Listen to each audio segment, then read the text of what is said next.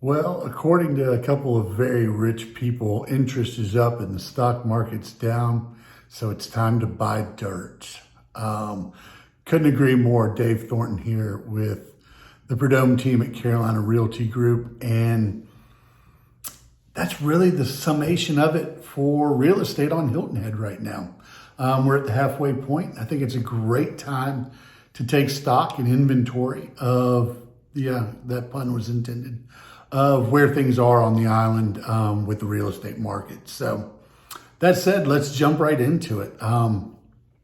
First numbers that have come out that kind of jump out. Let's talk about it. Appreciation up 26% year to date from a year ago. So that number has gone up. I said back in January, I thought we would see 15 to 20% in 2022.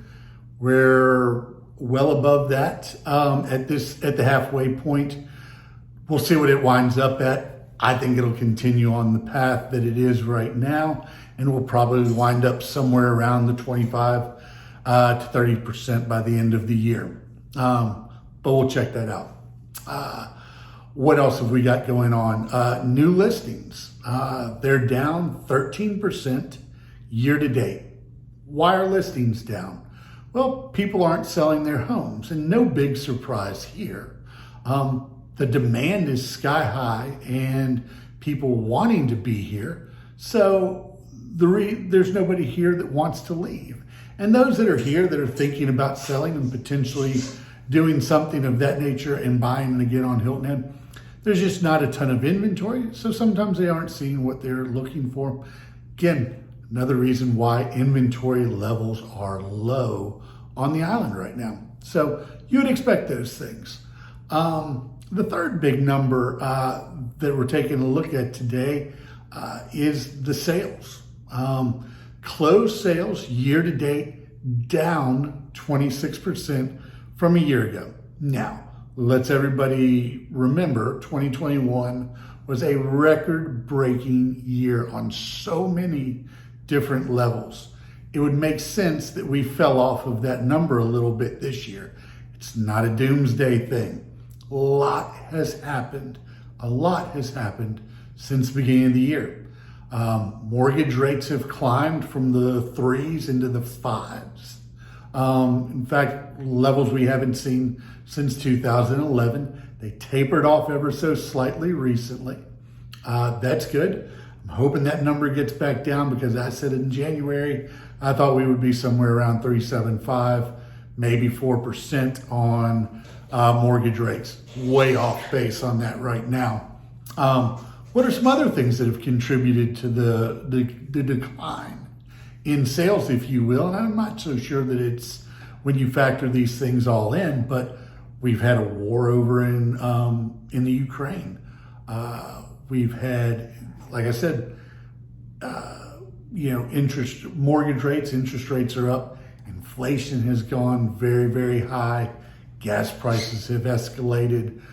Gas prices are usually a pretty good indicator that we'll have a little bit of a slowing market when they get to a certain level.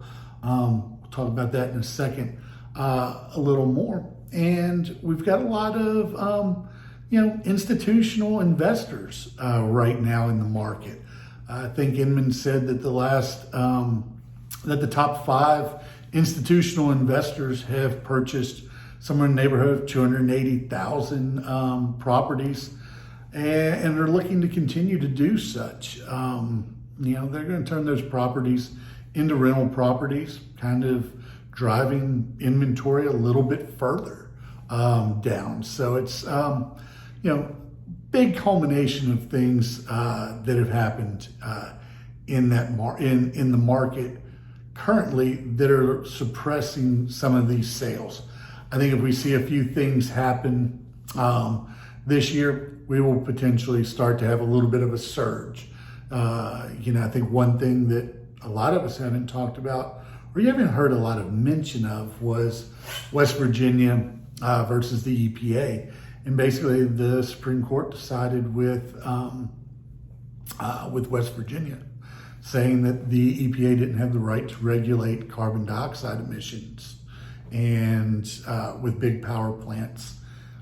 What does that do? I think we're going to see it gives a little bit more freedom back to these businesses to produce more energy.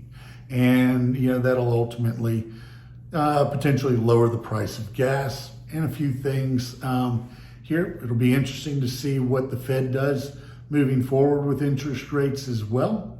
But ultimately, for the foreseeable future, I don't see a lot of changes.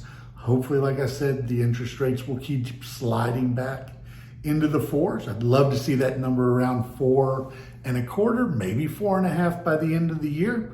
That would be great. I do think you will continue to see the appreciation happen, not just this year, long into next year and possibly the year after, especially with the demand as high as it is and the inventory as low as it is. And remember, we've had a lot of this happen with a lot of things that would generally shut things down even more if it weren't for that demand. So that's the good news. It's still a phenomenal time to buy in this market. We're going to continue to see the appreciation happen. So let's check back here soon. We'll do it in 3 months. We'll send it back out. We'll go from there, see how we'll close out the year after that. So until then, have a great time. If you want to discuss any of this stuff, give me a call. Take care.